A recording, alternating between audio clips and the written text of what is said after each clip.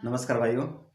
अगर आप भी ब्रह्मचर्य की शुरुआत किए हैं और आप बहुत उदास उदास सा रह रहे हैं, मन बहुत उदास उदास सा रहता है, बहुत थका थका सा रहता है, मन शरीर पूरा थका थका सा रहता है, बहुत ज़्यादा कमजोरी महसूस हो रहा है, बहुत आलस्य लग रहा है, बहुत चिड़चिड़ापन हो रहा है, अनेकों प्रकार के शरीर में उपद्रव हो रहे हैं, तो इसका मतलब है कि आप बिल्कुल सही दिशा में जा रहे हैं और आपका ब्रह्मचर्य फलित हो रहा है। आप बहुत जल्द इस नर्क से निकल करके स्वर्ग में जाएंगे। बहुत जल्द आपका अच्छा समय शुरू होने वाला है, आपका अच्छे दिन आने वाले हैं। तो बंधु, आप चिंता ना करें। अगर आप इस तरह का फेस कर रहे हैं, इस तरह की समस्याओं का सामना कर रहे हैं, तो आप तनिक धैर्य रखें, थोड़ा धैर्य रखें। बहुत जल्द आप इससे बाहर निकल जाएंगे और आपका जीवन सुखमय हो जाएगा। आप तनिक भी घबराए ना। आप ये ना समझे कि आपके साथ ये लंबे समय तक चलने वाला है। ये लंबे समय तक नहीं चलेगा। ये ब्रह्मचर्य के शुरुआत में इस तरह के लक्षण उत्पन्न होते हैं। बहुत ज़्यादा थकान लगना, बहुत ज़्यादा आलस्य लगना। दरअसल होता ये है ना कि जब हम वीर्य को रोक देते हैं, जब हम ब्रह्मचर्य को धारण करते हैं, गलत क्रिया को छोड़ देते हैं, हस्त मैथुन को छोड़ देते हैं, अधिक मैथुन को छोड़ देते हैं, तो होता यह है कि हमारे शरीर में वीर्य संचय होने लगता है। और जब वीर्य संचय होने लगता है तो शरीर को ऐसा लगता है जैसे कोई बाहरी तत्व हमारे शरीर में प्रवेश कर गया है। क्योंकि पहले तो हमने आदत दिया नहीं था, पहले तो हमने वीर्य को रखने की आदत कभी शरीर को दिया नहीं था। तो अब जो है कि जब हम वीर्य रोक रखे हैं तो शरीर को ऐसा लगता है कि कोई बाहरी तत्व है जो हमारे शरीर में प्रवेश कर रहा है, तो शरीर उसको फेंकने का पूरा प्रयास करता है। ठीक ये शरीर के साथ में ऐसे ही होता है जैसे कोई वायरस हमारे शरीर में इंटेक्ट कर जाए ना।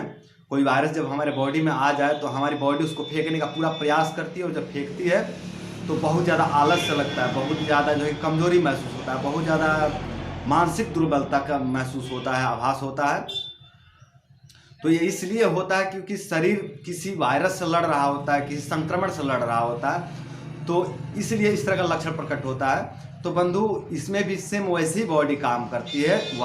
वीर्य से लड़ने लगती है बॉडी अपने बॉडी को ऐसा लगता है कि कोई वायरस है, कोई बैक्टीरिया है, कोई बाहरी तत्व है जो हमारे शरीर में इंटेक्ट कर गया है, क्योंकि हमने कभी आदत दे नहीं रखा था वीर्य को रोकने की। तो अब जो है कि शरीर उसको अपना दुश्मन समझ करके उसको बाहर फेंकने का पूरा प्रयास कर रहा है, और कई बार शरीर इसमें सफल भी हो जाता है कि बार बार स्वपन दोष होने लगता है। इसमें शरीर सफल भी हो जाता है कई बार, लेकिन कितने दिन शरीर सफल होगा? एक दिन हमारे मन का जीत होगा, हमारा जीत होगा। तो शरीर को हमने जो आदत दे रखा है उस हिसाब से भी शरीर काम करे, तो शरीर की भी इसमें कोई गलती नहीं है। हम अब इसको नया आदत देंगे और एक दिन हमारा मन इस पर विजय प्राप्त करेगा।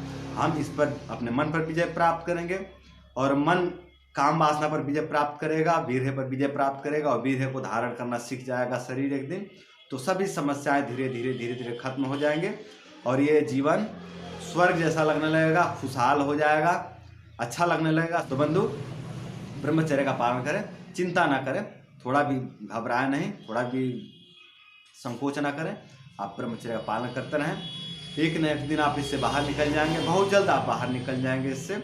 तो बंधु, ब्रह्मचर्य का पालन जरूर करें, और ब्रह्मचर्य का पालन करने से बंधु केवल इस जन्म का ही नहीं, पूर्व जन्म के जो पाप कर्म किए होते हैं ना हम लोग, जो हमारे पूर्व जन्म के पाप कर्म जो संचित होते हैं, जो अभी आने वाले समय में मिलने वाले हैं, हम जो पाप कर्म करके आए हैं ना, उसका फल आगे चल के मिलेगा। अभी हमारे जीवन बहुत बड़ा है, तो आने वाले समय में हमारे पाप कर्म जो संचित हैं वो उदय होंगे, तो हमारे जीवन में बहुत कुछ कष्ट आने वाले। उन कष्टों को जो है कि ब्रह्मचर्य नष्ट कर देता है, उन पाप कर्मों का जो है कि क्षय कर देता है ब्रह्मचर्य में इतनी शक्ति है। तो बंधु, बीमारियों का चिकित्सा तो होता ही है ब्रह्मचर्य से, साथ में हमारे पाप कर्मों का भी क्षय हो जाता है। तो इसलिए ब्रह्मचर्य का पालन जरूर करिए। अद्भुत है, अद्भुत इसके लाभ है, अद्भुत फायदे हैं। मन आनंदित हो जाएगा। थोड़े दिन करिए तो सही, थोड़े दिन करिए, इस उपद्रव से थोड़ा बाहर निकलिए, उसके बाद आपको जो स्वर्ग का दर्शन होगा। तो बंधु, आप भी स्वर्ग का दर्शन करें, ब्रह्मचर्य का पालन करें। और आज के लिए इतना ही। नमस्कार।